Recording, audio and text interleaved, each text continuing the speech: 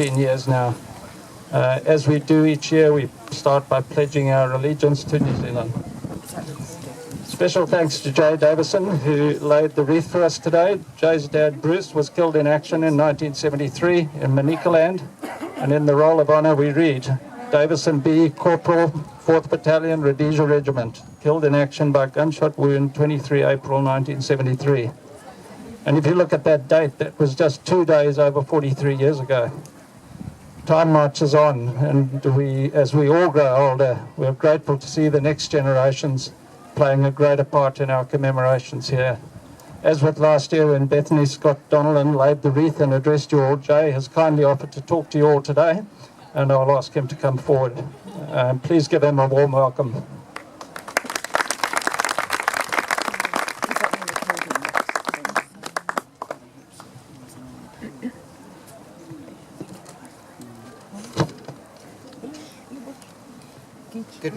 Good morning all, and a warm welcome.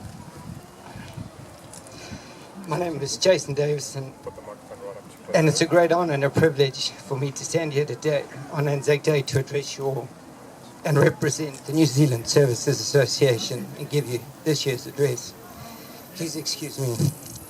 First off, I'd like to honour the servicemen and women of the Gallipoli campaign of World War I. As many of you will know, the Gallipoli campaign saw the highest level of casualties of any military campaign in New Zealand's history.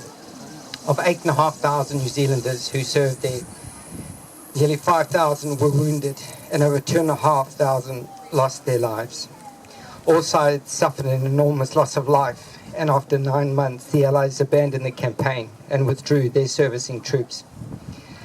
We should remember too that 21,000 British, 10,000 French, 1,500 Indians, and 50 Newfoundlanders perished, as did 87,000 Turks at Gallipoli.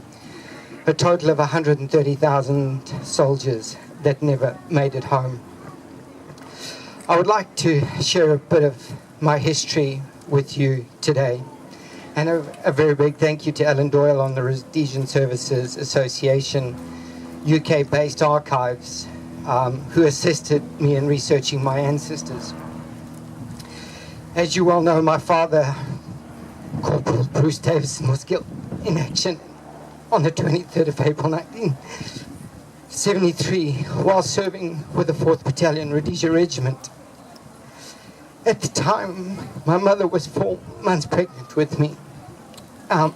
My dad was in a convoy near the Marymount Mission in northern Nyanga, where they were ambushed, and unfortunately he was killed in the ensuing contact. By all accounts, he was a very popular person with his men and enjoyed getting up to a lot of mischief, I believe.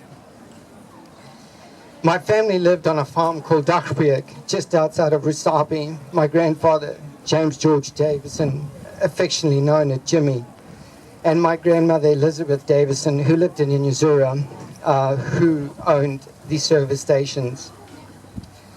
My family has a long-standing tradition of serving in the armed forces, going back to the 1800s. My great-uncles Charles Henry Lamboyle and James Edward Lamboyle both served in the Queenstown District Mounted Troops from 1899 to 1902.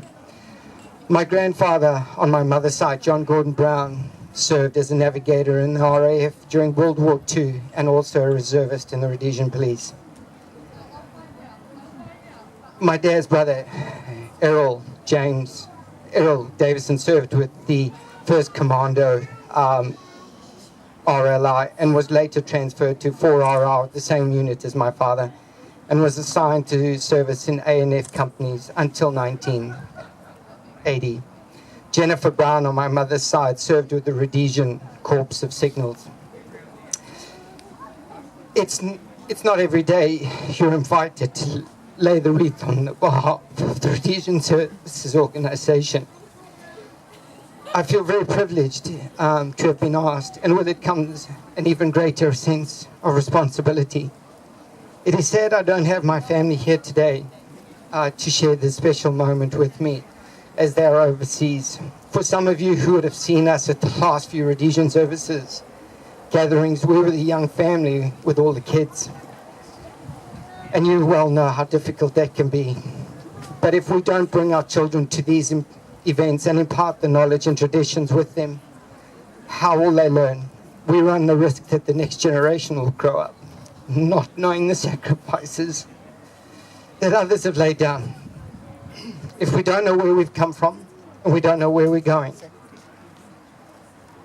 in the future, that is why we have gathered here today. That is why we honor those who made the ultimate sacrifice. Lest we forget. Thank you. Thank you.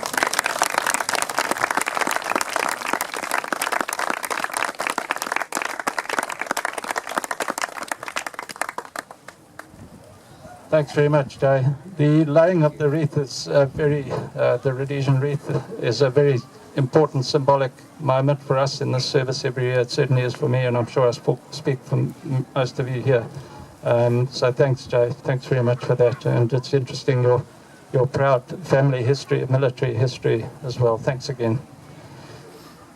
Last year, our commemoration centred on the Gallipoli campaign of 1915 and its importance to New Zealand. This year, in our ongoing look at the First World War, we move on to 1916. And in the official New Zealand war history, we read that things were to get even worse for the New Zealanders in the winter of 1916, if that was ever possible after Gallipoli. I had the privilege of visiting the Somme late last year. Based at Arras in northeastern France, we drove down there on a cold autumn day with the main intention of visiting Delville Wood, where my grandfather of the Scottish Black Watch and my great-uncle Herbert, part of the 4th South African Scottish Infantry, where they both fought. Down in the Somme, just outside the village of Longville, we found Delville Wood. It is a haunting place, made more so that day by a thick, chilling mist.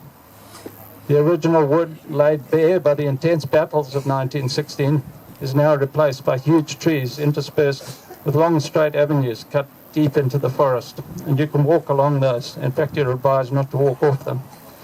A glance into the trees shows tortured ground untouched for 100 years, huge mounds and craters that give you some idea of what went on there. As well as my own relatives from Scotland and South Africa, it is here that we find a Rhodesian connection. It's well known that at the outbreak of the First World War, many Rhodesians of their own accord made their way to Britain and South Africa to join up. And we see them drafted into the units of several other countries. In the book Rhodesia Regiment, 1899 to 1981, read that a good number of them joined the King's Royal Rifle Corps, where a designated Rhodesian platoon was formed. And numbering just a few hundred, this was the largest group of Rhodesians on the Western Front. Posted to France in December 1914, the Rhodesians became known for their marksmanship, and the platoon was always in the thick of it, suffering terrible losses, only to be replaced by soldiers from home and from other theatres of war as time went on. On the first day of the Somme offensive, 1 July 1916, of 19 Rhodesians who took part in the opening actions, only 10 were not dead or injured at the end of the day. 2 weeks later, we see the Rhodesians at the Battle of Delville Wood, which ran from 14th of July through into September. As many of you will know, this is the epicenter of South African involvement in World War II, and it is a place where many South Africans make their pilgrimage to this day. Having achieved our main objective of making family connections at Delville Wood and understanding the Rhodesia connection, we went back round into Longville Village. Aware of the Kiwi involvement in these parts, I had a look at the map to search out the New Zealand National Memorial, which we wanted to see. I thought that we would now need to go some distance to find it, but no such thing.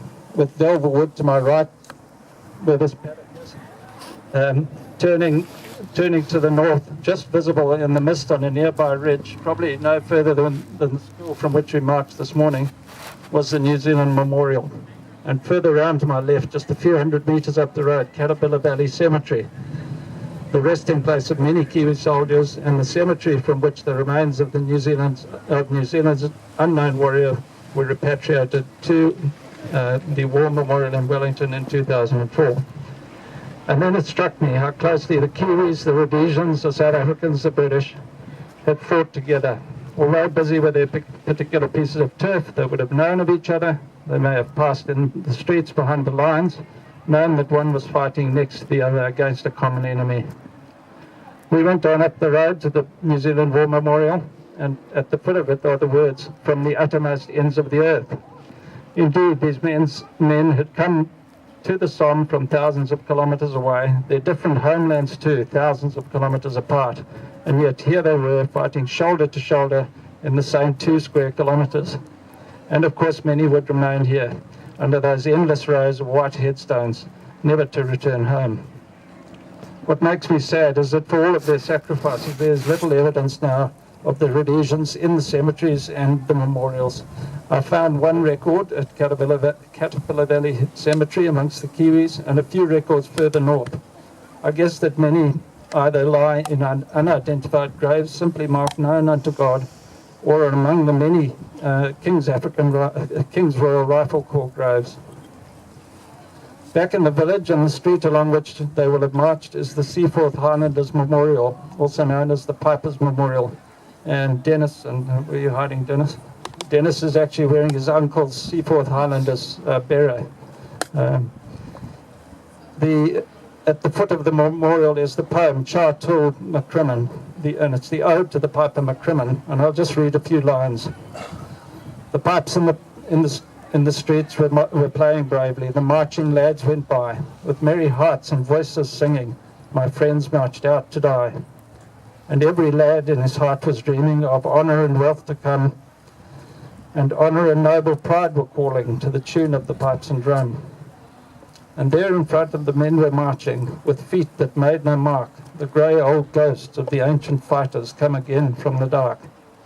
And in front of them all, McCrimmon piping a weary tune and sore, on the gathering day forever and ever, McCrimmon comes no more.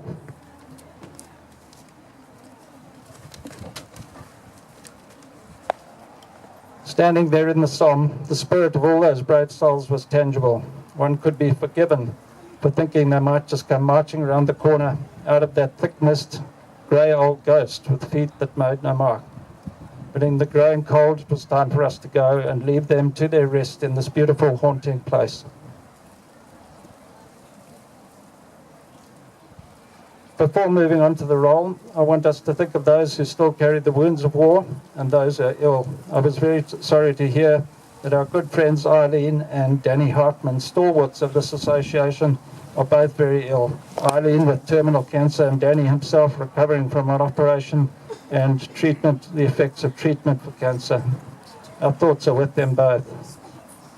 I'll now read the roll of those who have served and have passed on in the last year. These are names known to the association. There are no doubt others who have passed on that we don't know of.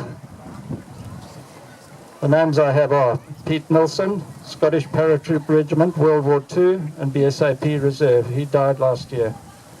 John House, Police Reserve and Police Reserve Air Wing, died in Bognor Regis on 16 August 2015.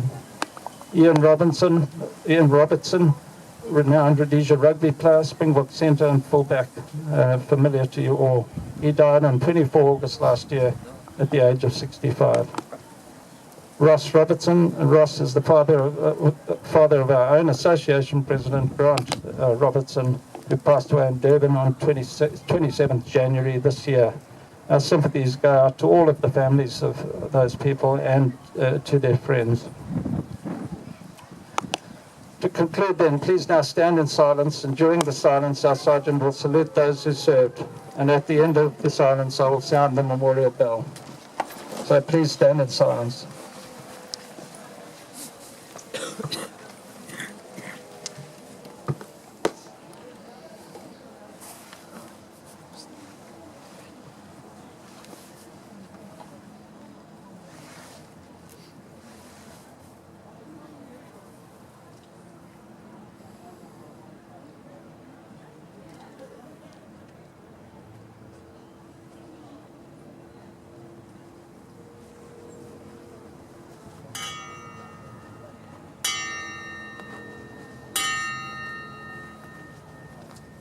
Shall not grow old as we are left grow old.